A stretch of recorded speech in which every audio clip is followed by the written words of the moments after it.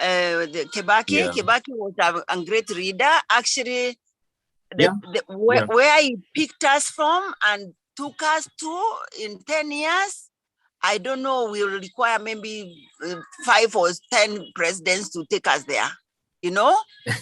Because it did not entertain, let me keep quiet. Corruption. Let me keep quiet, maybe. Yeah. Let me not wash our dirty linen here. I'm telling you. Who, by the way, who is the host? The host is I think the host is come. The host has not come. Is Mankore? Oh yes. Yeah. I think maybe she is just waiting. I'll also try get her on a phone call. Let me just call her on her cell phone and see if she may be having internet problems. Those are some of the problems that also we have. Yeah, she told me that there's a great Kenyan in Botswana who is coming in, and I expected. I've seen you are the one, and you are great. I've seen that. Oh, thanks, Mary. We do our best. You see, we do our best. Yeah. Kenyans, we always put our best foot forward. Yeah. So as you say, let's not wash our dirty linen up. We tutaongea baadaye. Tutaongea baadaye. Asante. I can see either Salim has joined us. I can see now. I think Mankore is coming soon, very soon, and then we listen. Great. Where is the meeting being live streamed? Is it being live streamed on YouTube or? I think from Indonesia, if I'm not wrong. Okay. Yeah, let's wait and hear. They're going to communicate soon. No problem. I'll just mute my mic for now. Okay.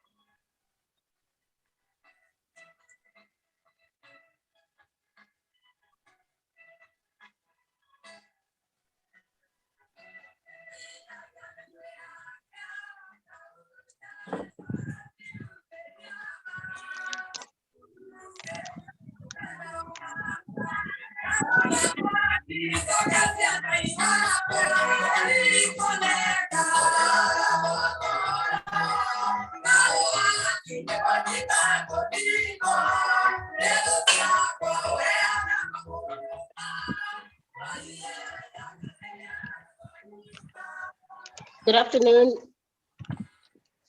Good afternoon, leading change. team. This is Paddy, Mankwele's older sister.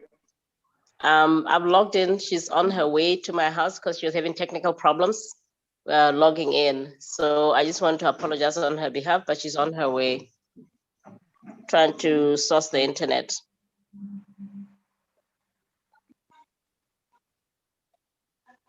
Thank you.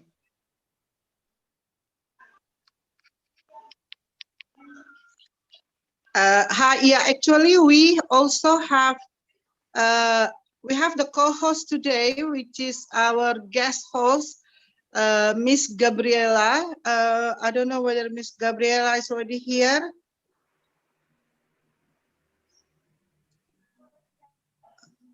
Let me check.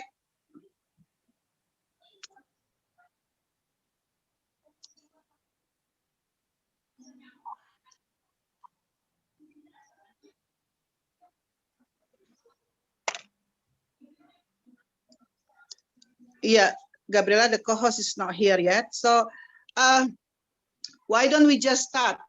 While waiting for President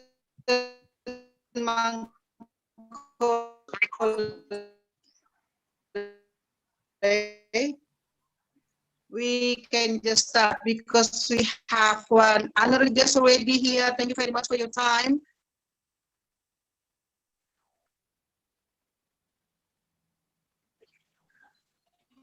Mr. Tom Atonga.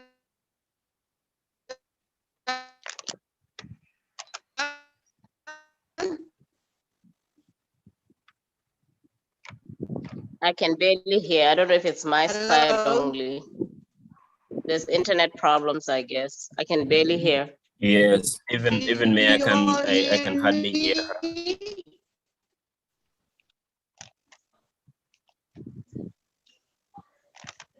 Yeah, hi, President.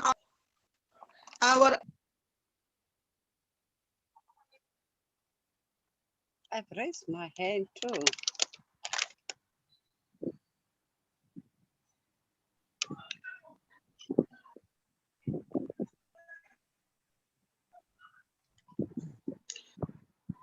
I've raised my hand as well. Yeah, apologize. I think my internet connection also unstable. I'm here sitting in UK, try to cover President Mankole. If we can start the conference because we have our honorary guest already, but unfortunately, I think everyone can hear me.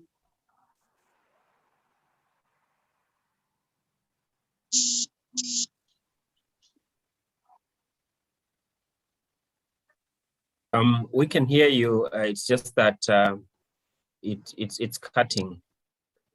Maybe if we can just continue talking, then we see how it's going. Yeah. Okay. Okay. Let me just try to talk. Somebody just WhatsApping me that from Jakarta. He said my voice is very bad. They can't hear in Jakarta. So, but yeah, I will just keep on continue. Well, thank you everyone for joining us today, especially our honored guest. And then today we will talk about the education lightning chains. I don't know what President Mankole prepared already, but I think we all want to hear from Mr. Tom Atonga about what's going on in Africa regarding the education. Before that, let me introduce myself. My name is Ita Salim. I'm the director of WWLC headquarters in London. Thank you very much. Over to you, Mr. Arif.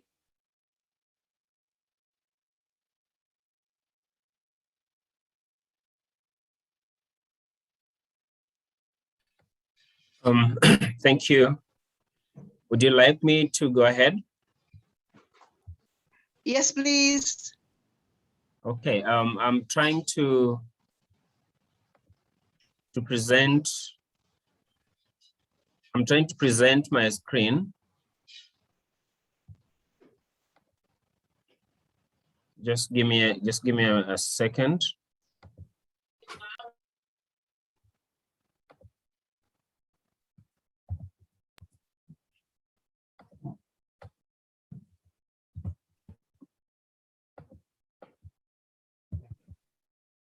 Can you see my screen? Somebody please just confirm for me if you can see my my screen. Yes, we can. Oh, thank you. Thank you. I think I'm going to turn off my video just to try and save on bandwidth. I can see that we have a bit of a connection problem. So please allow me to do the presentation with my video turned off. Thank you and a very good afternoon to all of you. I would like to especially thank WWLC for giving me this opportunity to share some insights on the issue of leveraging research and innovation for sustainable development. My name again is Tom Atonga. I'm the research manager at Boto University. Colleagues, I want this to be a bit interactive. As I said, I would just like to share some of my thoughts around leveraging research for Africa's sustainable development. The ongoing fourth industrial revolution has seen the automation of traditional manufacturing and industrial practices. We now use modern smart technology, large-scale machine-to-machine communication, the Internet of Things, and of course, you all know that this has led to a knowledge economy. Knowledge economy is a system of consumption and production that is based on intellectual capital.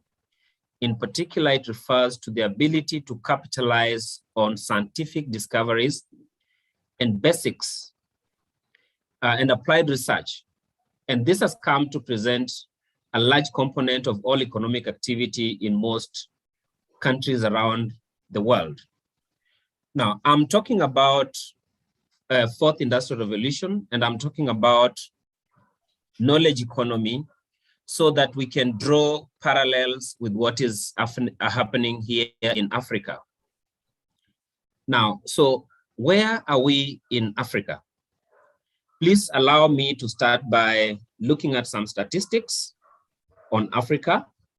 These are statistics you probably already know, but I think they have some relevance to what we want to discuss around research. If you see the screen that I'm sharing, Africa is the largest continent in the world. Africa is larger than the US, is larger than China, larger than Europe and India put together. That's amazing. I want you to see the map of Africa that I'm displaying here. You could easily fit China, the US, Eastern Europe, India, France, Germany into Africa. So in terms of area in square kilometers, Africa is really, really, really huge. I also want to note that Africa has a very huge population. To be specific, the population of Africa currently sits at 1.38 billion. And Africa is made up of about 54 countries. Very interesting to note that this huge population is made up of 50% of young people. Now that presents a huge human capital. The disappointing fact is that huge human capital contributes less to labor productivity and economic growth in Africa due to several reasons, including low quality education, widespread skill and education mismatches, and a host of other problems. So we have a huge population, 50% of that population is youth, but you can see that huge population contributes much less to labor productivity in Africa than in other developed countries. Still on Africa, We also have, unfortunately, the highest poverty rate at about 40% of the African population who live below, $1.9 a day.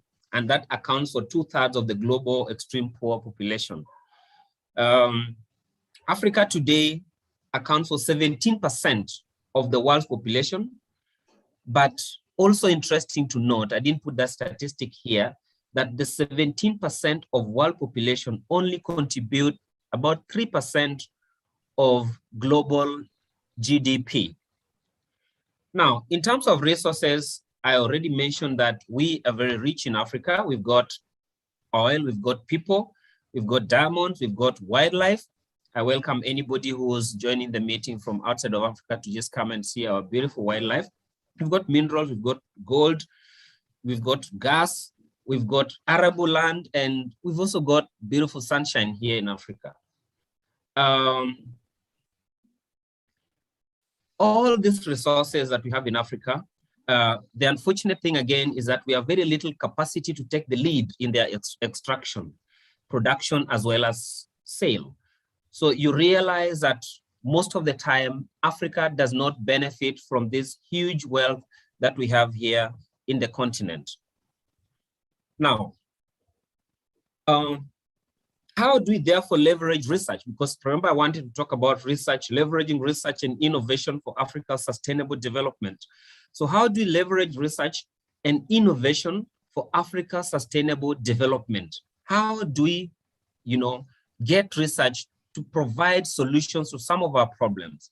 And I want to quote Richard Munang, and I want to agree also with him fully that the first thing we need to do is to realign our areas of research so that they inform our development priorities. We need to realign our areas of research so that they inform our development priorities. Now, let me move forward and just share with you how exactly I feel we should leverage research and innovation for Africa's sustainable development. The first thing we need to note is Africa moving forward is considered to be the next big growth market. The true acceleration of, the true acceleration potential, which we normally call the leapfrog, for the region lies in Africa's ability to come up with research-led solutions to some of the problems that I have listed here, okay? It is, I don't know whether a coincidence or what, that Africa produces less than 1% of global research output, while African countries face some of these, challenges that I've listed here, okay? These challenges can only be tackled through robust and efficient research. So again, as a continent, we need to realign our research areas so that they inform the development priorities that we have. I want you to see some of the problems that I identified. These are not the only concerns, but just a few that I picked, and the ones that I feel can be well addressed using research. The first one is unemployment and education. Of course, I said that we have immense wealth in our young people in Africa, but the human capital that we have does not contribute to labor productivity, one, due to poor quality education. In Africa, there's widespread skill and education mismatch. So you end up with jobs with no people. And also you end up with a lot of young people who are looking for jobs. Now that's ironical when you have certain jobs that have no people. So you have to get the people from outside of Africa. And then you also have a huge population that are looking for jobs. So that is something that we can address by using research. We need to research in Africa on appropriate education system, appropriate for our context. We need to invest heavily, especially in science, technology, engineering, and mathematics research, commonly also known as STEM. And of course, Africa also needs to translate the digital technology uptake, especially among women and young people, to create jobs using digital platforms. Everyone in Africa right now has, let me not say everyone, but a large majority of Africans have got, cell phones, and people are very, it's very, the uptake of technology in Africa is very good. So we need to use research to establish the digital potential of the African countries and the institutional drivers necessary for digital success. That is something that we can do by using research. I know countries in Africa where this is already happening. Digital technology uptake is very good. In Kenya, for example, if you go there, everyone is using some digital technology called M-Pesa. I see young people nowadays even trying to make money online using TikTok videos. There's a lot of things happening in the internet using, online marketing and stuff like that. Now that is the way to go to address the issue of unemployment, but the research element has to come in so that we innovate, so that we come up with solutions that can address the problems around unemployment and education. Let me quickly move to disease. I know that sometimes when people outside, especially of Africa, think of Africa, they think of a disease-infested place. Well, it's not necessarily true, but we also have a problem of disease just like any other country in the world, especially HIV, malaria, cancer.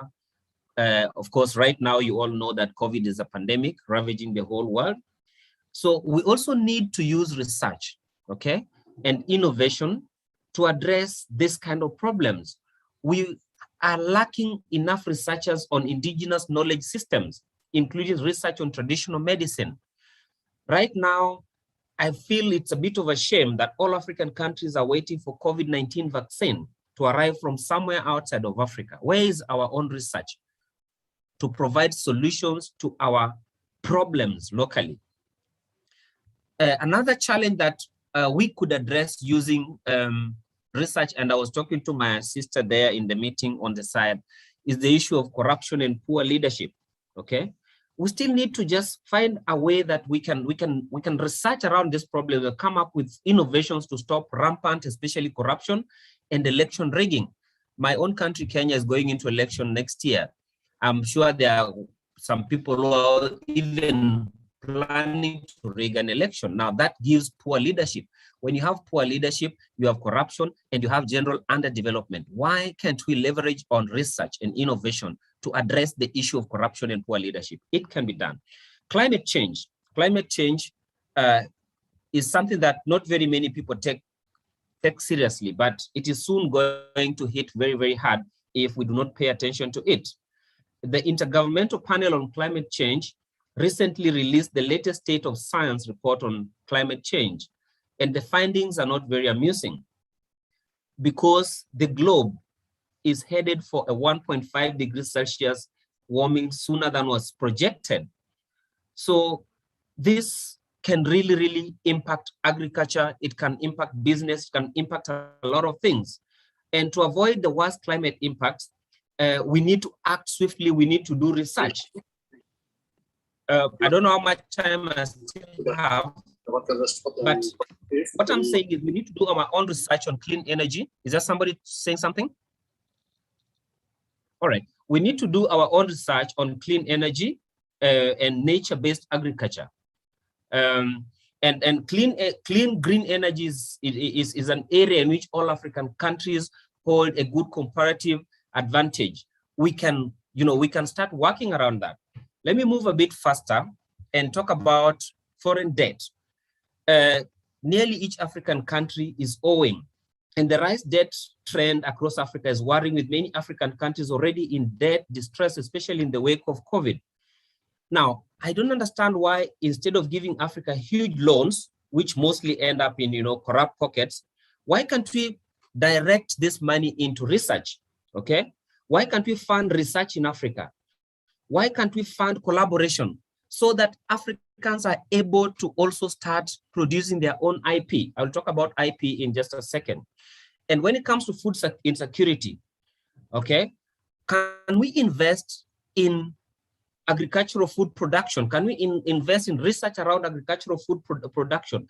This has a huge potential of providing employment to the young people. So you can see that all of these things require a certain level of research. Of course, there is the concern around research funding. African countries are not very good at funding research. Why? Because they don't appreciate the benefit of research. It is very saddening to note that African countries invested less than 1% of their GDP in scientific research. That is really, really very small. In fact, the average was 0.33% investment on research as a percentage of the GDP. So we really need more expenditure from African governments on research. And this is the only way we are going to begin to address some of the problems that are bedeviling this continent. I know that also we are lacking a research culture, and this has to do with also our education system, which sometimes do not train the young people about critical thinking, about innovation. So people grow out of a research culture. They find it very difficult to sit down and do some research. So we have to reform our education system so that people begin to appreciate the research. Even in terms of manufacturing, I've already talked about fourth industrial revolution. We need to do a lot of research there. Transport and communication, yes, especially communication. We have all kinds of internet problems in Africa. Right now, I know maybe some people are struggling even to join the meeting because of internet. The cost of data itself is very, very expensive. All the time, my children ask me, they want to go buy data, then another one wants to go buy data for their phone for this. It's very expensive. We need to address these things. What is it that research can do so that we make transport and communication cheaper in Africa? Now, I'm just about to finish, colleagues, but I wanted to share with you this last slide, which will show you the world IP landscape. And the reason I'm talking about world IP is because intellectual property is a good indicator of a country's research and innovation. And you will quickly see from this slide that the countries with the highest IP are the countries also with the best economies in the world. Look at China. China is leading the world with IP, United States, Japan. I looked at this list and I could not see any African country in the top 20 except South Africa. Now, this is very concerning. This is very concerning because IP, intellectual property, is the beginning of commercializing your knowledge. You cannot commercialize your knowledge if you have not protected it. So intellectual property, countries that are developing very fast, create knowledge, they protect that knowledge, and they're able to market that knowledge. And you know, it's not a surprise that these countries are doing very well. So in Africa, we also need to start having some IP. We need to create our own knowledge, protect it, and then package it for the market, just like China is doing, US, Japan, and all these other countries. I want you to just think for a second. I know you are joining this meeting from using a device. Which device are you using? I want somebody to write on a chat so that I be a bit interactive. Which device are you using? Are you using a laptop? Are you using a phone? Just check that device for me and type for me, what is the device model? Is it an Acer? Is it a Samsung? Is it an iPhone? What is the device?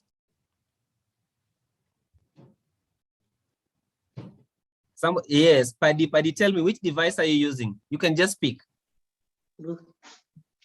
It's a Samsung. It's a phone. Samsung. I thought as much. Now, if it is a Samsung, then it is made in South Korea, and the IP belongs to Samsung Corporation in South Korea. Those are the people making money, raking benefits out of their IP, out of the knowledge they use to develop your Samsung. Somebody else talk to me. I can see Mpo, your hand is up. What device are you using? Are you using a laptop? What are you using? I'm using an Alcatel tablet. You're using an Alcatel tablet. I'm not sure where Alcatel comes from, but it could be somewhere in, I'm not very sure, but still, you know, it's an imported, it's an imported product. Somebody made Alcatel and has an IP for it. If you look at the devices, just, look at the big companies that are leading in the knowledge economy. Huawei, for example, sits in China. Samsung sits in South Korea. Toyota sits in Japan. If you talk about, if you're using a laptop that is HP, it sits in US. If you're using Dell, it sits in US. If you're using Acer, it sits in Taiwan. If you have a Samsung, that's Apple in the US. So it's good that today you're at home on Sunday. You will see that even if you look around your house, ladies, if you check your kitchen, check your microwave, it's from either Japan, Taiwan or somewhere like, check your fridge, check your cooker. Even check simple things as your utensils, your spoon. You will find that your spoon is not made in your country. It's not made in Kenya. It's not made in Botswana. It's made somewhere. You see, look at your living room. Look at your TV, music system.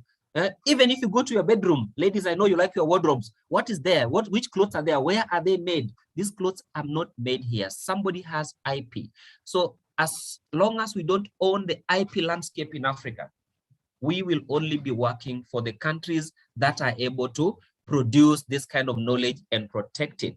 Okay, it's even surprising that even books in your in your bookshelf in the house, check where they're published. They're not published there in your country. You will find that they are published by Pearson. Pearson is in the UK, or Macmillan in the US, or Thomson in Canada, or McGraw-Hill in the US. So we are not blaming anybody, but we are also telling our own people that it is time for us to do research and use research to address our own problems. Look outside your window. Which car is parked there? Maybe it's a BMW. If it's a BMW, the IP sits somewhere in Germany. If it's a Toyota, Japan. If it's a Mercedes, Germany. If there's Range Rover, UK. It's a Mazda, Japan. So you can see that Africa, we are doing very, very poorly when it comes to knowledge creation. And you begin to create knowledge when you do research and innovation, and then you protect that knowledge that comes out of your research and innovation. Colleagues, I know that I only had 10 minutes. It's not enough for me to exhaustively talk about how to leverage research and innovation to address some of our issues. But I would just want to thank all of you for listening to me. Maybe there might be an interactive session at the end. I'll leave that to the moderator. Otherwise, a very big thank you to all of you. And I think it is time for us to begin walking the talk. Thank you very much.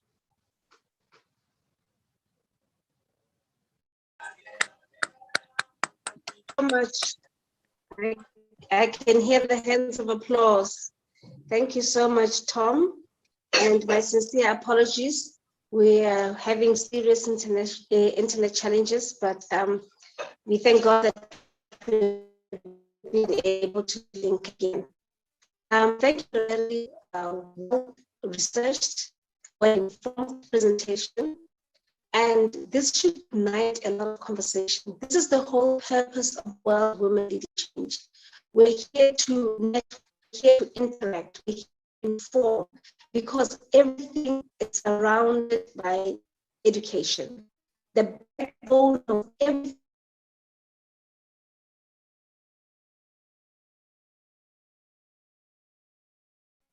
I just want to thank you so much.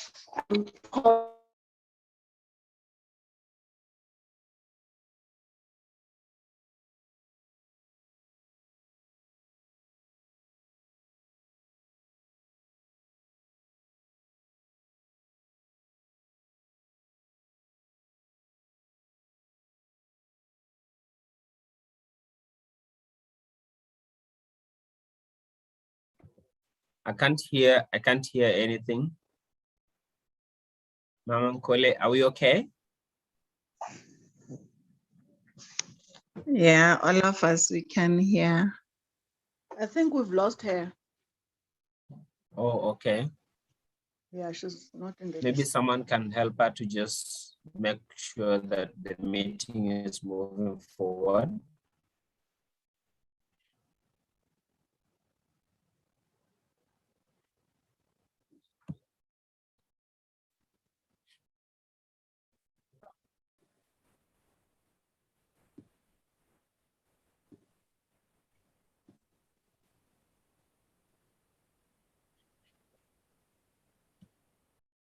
Hello.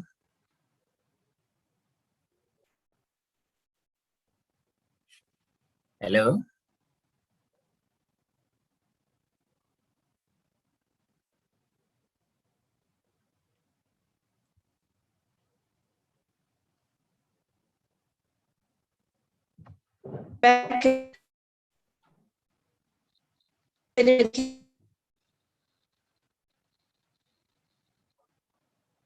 Mama Nkole, it looks like your internet is not very stable. Maybe if you could just allow the next presenter to continue, because we can barely hear you. At least I can barely hear you. I'm not sure about the other attendees.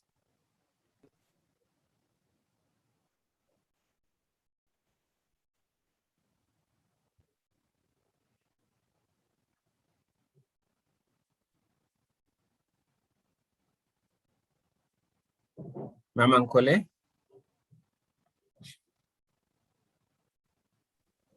She's not in. Do you know who maybe was to present next? Maybe either Salim can help us by calling the next speaker, maybe as we wait for Mankore to come back. Yes. Heather, can you help Mankore with the next speaker?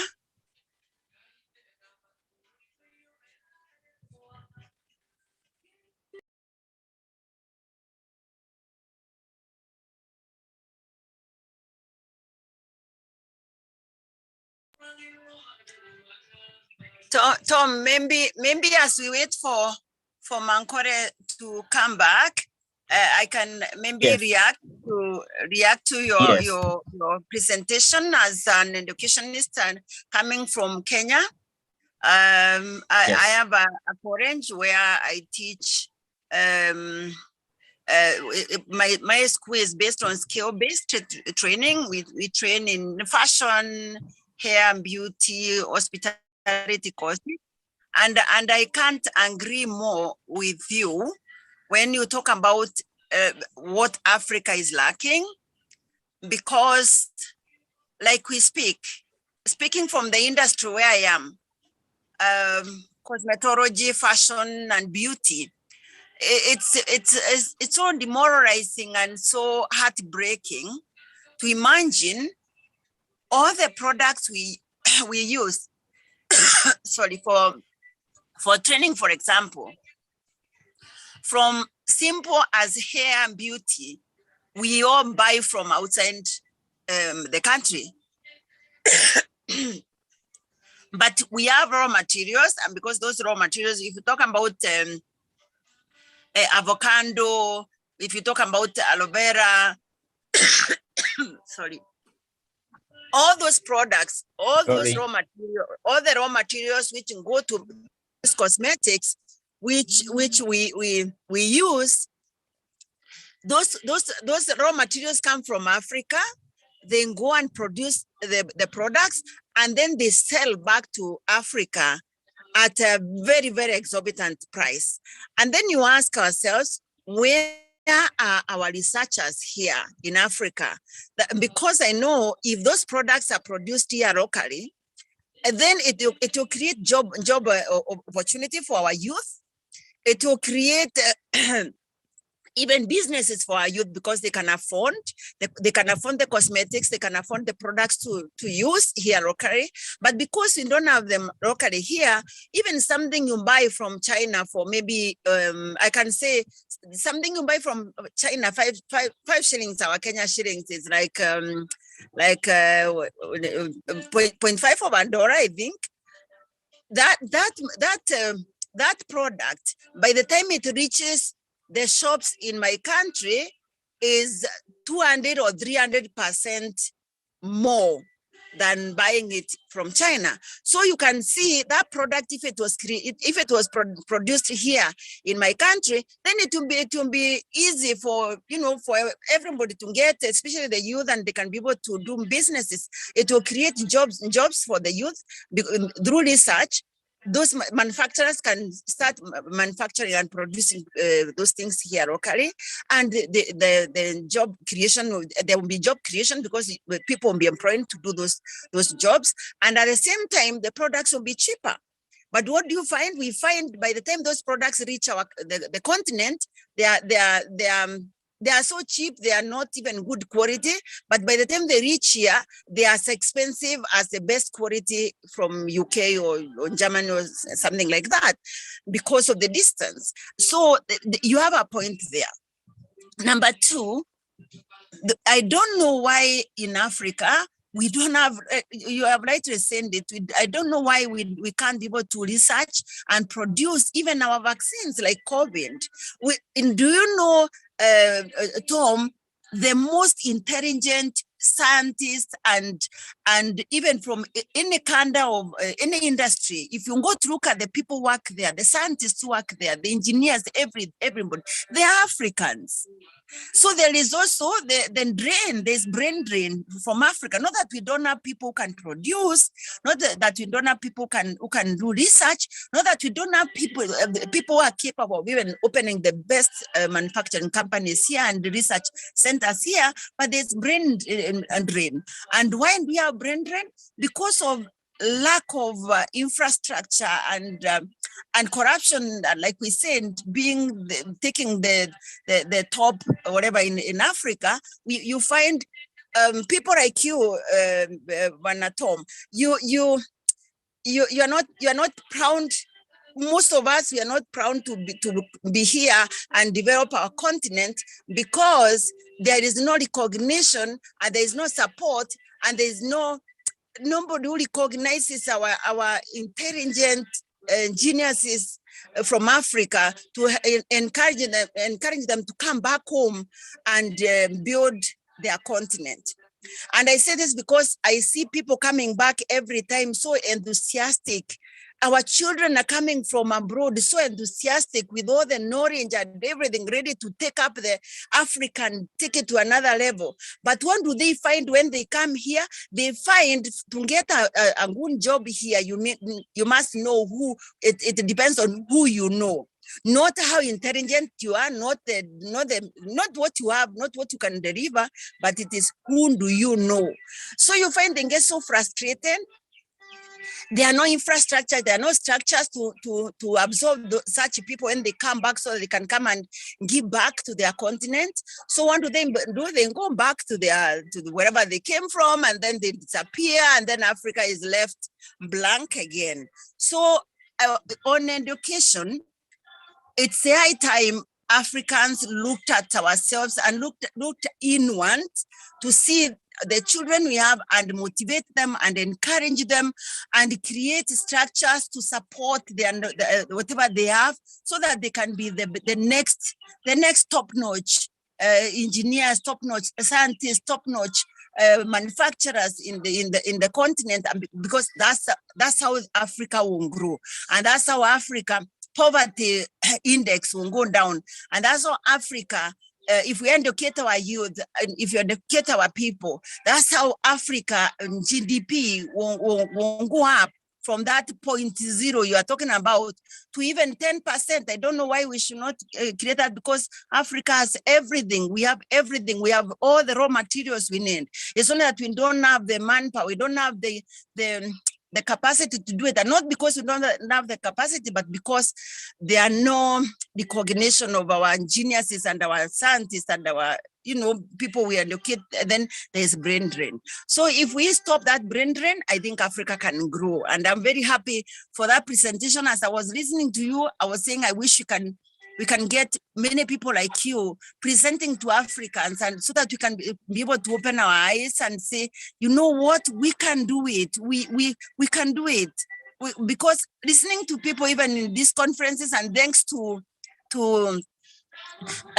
digital marketing and internet marketing, if you listen, everybody in this forum, if you listen to presenters and speakers during these forums, you'll find out Africans, we have such a voice, we have such intelligence, we have such knowledge about everything.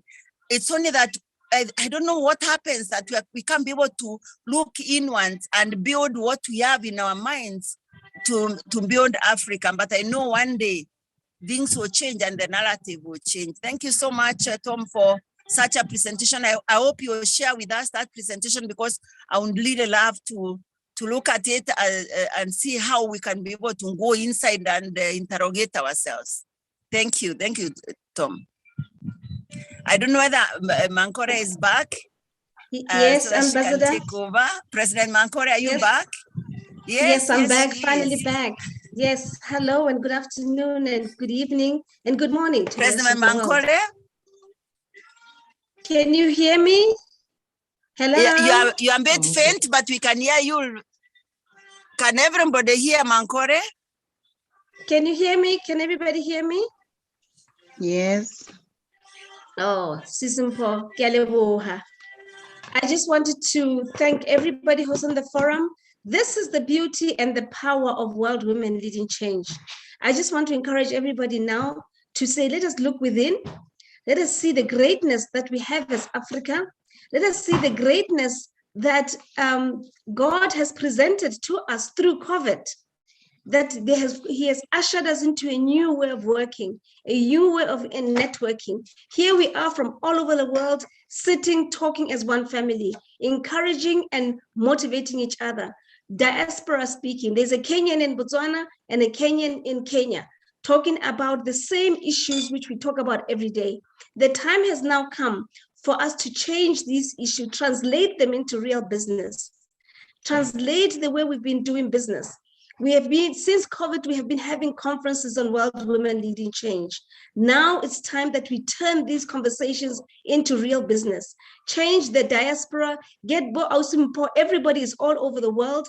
And now the time has come that we should actually network and transform and translate this into real business, real research, and make decisions on information-based decision. Let's collect the data. Let's collect information. Tom has just given us a wide perspective. Unfortunately, Dr. Mampane had an emergency. He had a medical emergency, so he had to rush off to surgery, and so he won't be able to present for us. But the body of his presentation was going to talk about the health sciences, the importance of making decisions based on real-time information. COVID has demonstrated to us that the only thing that we need to do is communicate, is to network, and to translate all that into real business, information-based. It doesn't matter where you are in the world. We are still talking, we can still do real business without physically being there. And I'm encouraging everybody in this forum here, let us have more and more conversations. Let us change this, because it's through learning, it's through education, it's through capacity building, whatever we may call it. But I want to encourage you, brethren and my sisters, that let us now move this education leading forum to a different level. Let us have more private universities, more private institutions, even from kindergarten. Let us try and revisit the way we are giving our education to our children. We don't want children who are going to eventually grow up and want only to be employed. Not everybody can be employed. Let us try cultivate entrepreneurs from kindergarten. Let us pick up those trends. Let us have people with different expertise coming into this forum, helping us, saying that this is where in your organization, how you can pick talent. Give us capacity builders and say, this is where you're going to find the best strengths. This is how you encourage and motivate people. This is a very, very interesting forum. And I want to believe that this is the tip of the iceberg. We're going to have more and more speakers who are going to come on and give us more information. At this point, at this juncture, I would like to encourage a bit of interaction. Are there any questions? Are there any additions? I see Dr. Ayla. I don't know if Professor Ayla is here. Because I know she is always talking about real estate and infrastructure and training, and the whole essence of World Women Leading Change is the power of duplication. The power of what a woman does, she gives birth, she duplicates. Professor Ayla has just given birth to one project after the other, one forum after the other, and this is where our strength could be. Your Excellency, Professor Ayla, would you like to add something at this juncture, please? Thank you, President Mankole. Thank you, everyone. Welcoming everyone that is on the call today. It's amazing presentation. Welcoming all President. We have also today Mbak Ratih Sanggarwati. Welcome, Mbak Ratih, to our conference. Yes, she's a very famous, top-notch Indonesian woman, leading senator, I think, and also very active in empowering. So we all agree that education, especially IP education, is very interesting, because I am actually in branding and marketing. My PhD is not branding and marketing. My master is branding and marketing. My PhD is different, but I think this is very important that we educate the people to try to use our own brand, right? How can we impose our own sister or our own brother using our own brand? Like, I think Mr. Tambo or Professor Tambo, Tom explaining to us, how can we as a community, yes, helping each other to support small business, right? Because in fact, yesterday we talked about this. If you buy a Hermes bag or Hermes, anything with brand Hermes, you're not supporting the Hermes brand will never say thank you to you. You perhaps don't help a children. You perhaps don't help a mother that's surviving from COVID, right? So how can we understand this IP and we produce? Actually, WWLC aim to produce a brand incubator, entrepreneur incubator, right? Duplication business, duplication of a brand, and that's all started in IP.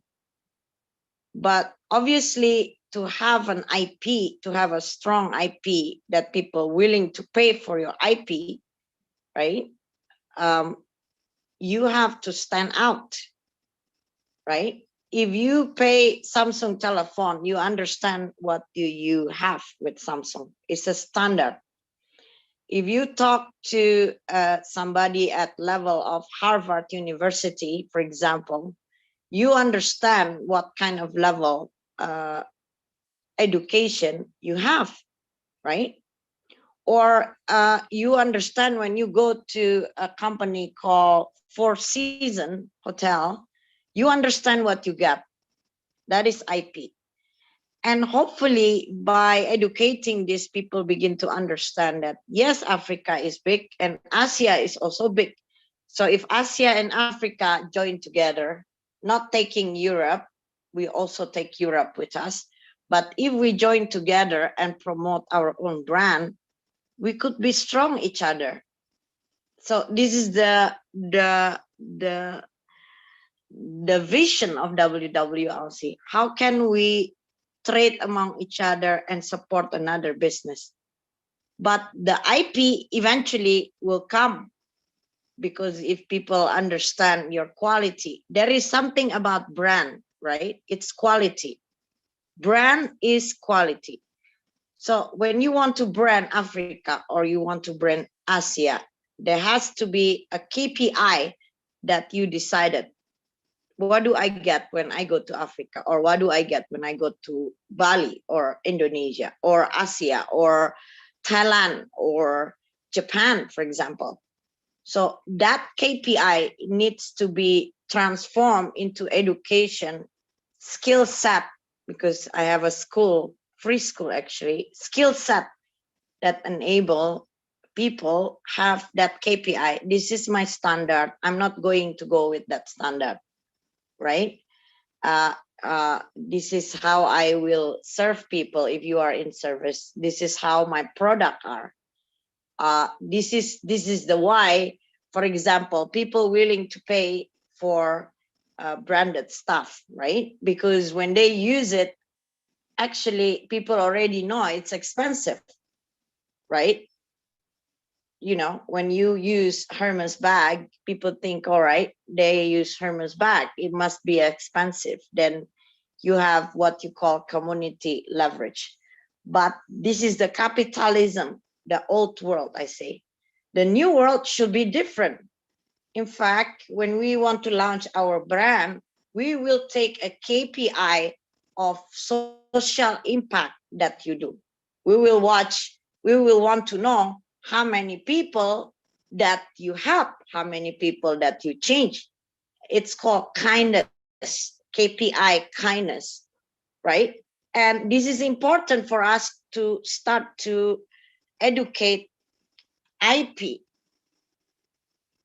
of kindness. What is IP of kindness? For example, if they come to you for help, you know that you are willing to help voluntarily. That is kindness. Yes, you don't expect people to give to you, but you give, right? And I think this is important for all of us. When you want to promote a brand, it's so easy to promote a brand. It's quality. They know when they meet a certain standard of the brand, they know we are dealing with this type of quality, right? And this is important. That's why I say to WWLC ladies, important to have a standard of branding, continue, and all of that is very important, because that's how people will perceive you as a person. You can IP your personality, actually. Nobody going to tell you, you cannot IP your personality or brand or anything. You can't. You can IP it. It's so easy. But the most important thing is how to educate to reach that standard of quality. But you have to define the quality of the KPI. What is the quality of the KPI? You have to define that. So I think that is from me. Thank you so much. I really enjoy today's conversation.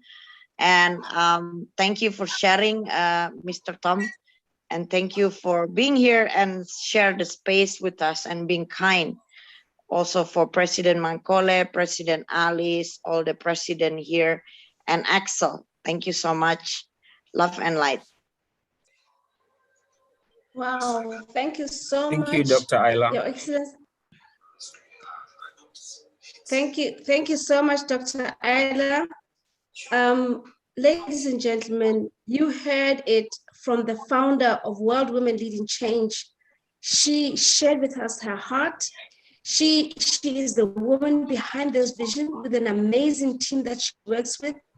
And she has just shared with us the importance of changing or revisiting our key performance indicators as a new business drive, that we should now start looking at important indicators like empathy. And look what the pandemic has presented to us. I just want to humble myself and thank you so much, Professor Ayla, for having started this wonderful network. It started during COVID, and look at amazing family. It's as if I know Mbali, it's as if I know Twala, it's as if I know Mho personally, but I've never even met them. But through World Women Leading Change, we have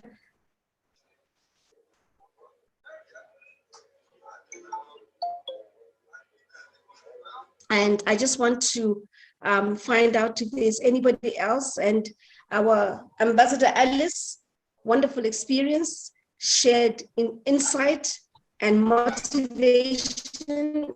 We thank God for all the presence here present and everybody who participated. I thought also I had from Deputy President South Africa, or was I mistaken? Is there anybody else who would like to share anything before we close?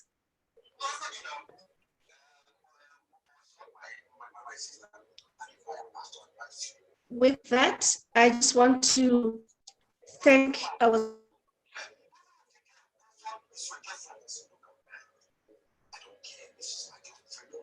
I just want to find out if we have our World Women Leading Change song. I've been informed that we did not start with a prayer.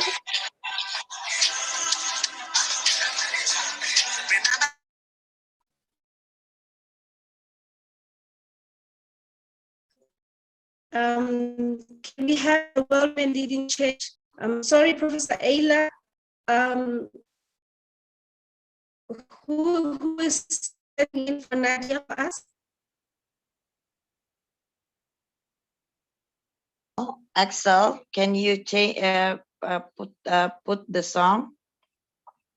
Axel. Thank you. His name is Axel. Axel.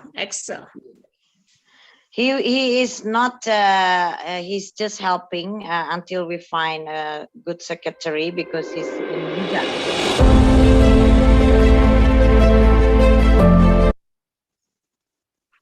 We are the woman leading change, leading change. We are the woman leading change, leading change. We are the woman leading change, leading change. We are the woman leading change for our people, for our countries, for everyone in the world. Love, peace, needed in this world. Endurance, needed in this world. Forgiveness, needed in this world. Unity, needed in this world. Yes, African woman leading change. Antarctican woman leading change. Yes, Asia woman leading change. Yes, Australia woman leading change. Yes, Europe woman leading change. Yes, North America. Yes, South America woman leading change. Kalirato fella, Kalirato fella, woman leading change. Kalitabo fella, Kalitabo fella, woman leading change. Gotando pella, Gotando pella, woman leading change. Yes, Indonesia. Yes, Ayla. Yes, Ayla. Woman leading change. Yes, Indonesia. We thank you. World woman leading change.